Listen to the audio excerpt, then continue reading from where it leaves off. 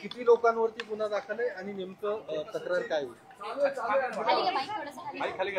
खडक पोलीस स्टेशनला काल रात्री जिल्हाधिकारी कार्यालयाचे प्रतिनिधी यांनी एक फिर्याद दिलेली आहे। त्या अनुषंगाने एकूण एक तहसीलदार आणि 8 इतर आरोपी विरुद्ध क्रिमिनल कॉन्स्पिरसी, चीटिंग, फोर्जरी या अंतर्गत गुन्हा दाखल करण्यात आलेली आहे। तपास ईओडब्ल्यू कडे वर्ग करण्यात आलेली आहे। तपास अनुषंगाने पुढील कारवाई करण्यात येईल। कोण आरोपी या सगळ्यांची चौकशी केली जाणार आहे का? बरोबर आहे ना, बरोबर आहे। तहसीलदार यामध्ये आरोपी क्रमांक 1 आहे, इतर 8 आरोपी आहे।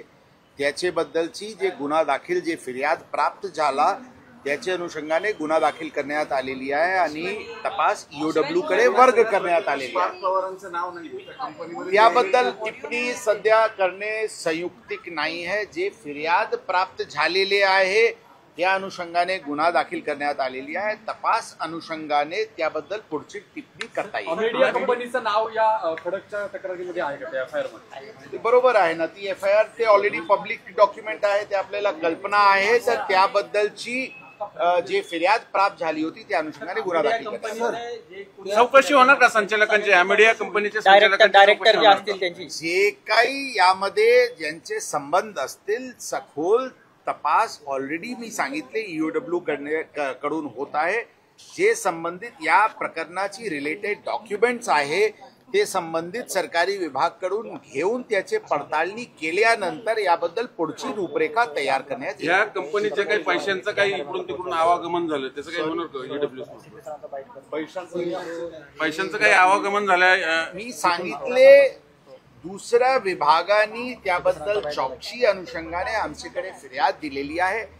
ते कागदपत्र सगळे प्रकारचे अवलोकन केल्यानंतर या तपासाचे पुढची रूपरेखा ठरवण्यात येईल। या कंपनीचे 99% भागधारक हे पार्थ पवार आहेत।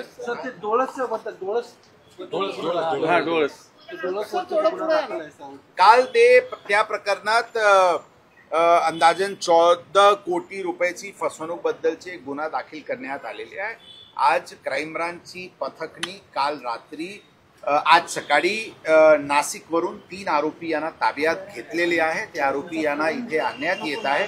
त्यांचे इंटरोगेशन आणि पुढील कारवाई ईओडब्ल्यू कडून होणार आहे। तपास ते पण ईओडब्ल्यू कडे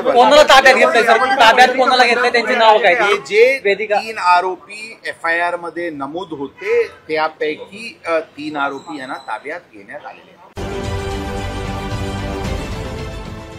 देश विदेशातील प्रत्येक घडामोडींचे लाईव्ह अपडेट मिळवण्यासाठी आता साम टीव्हीच्या सर्व सोशल मीडिया प्लॅटफॉर्मला लाईक, फॉलो आणि सबस्क्राईब करा। तसंच सर्व नोटिफिकेशनसाठी बेल आयकॉन प्रेस करायला विसरू नका।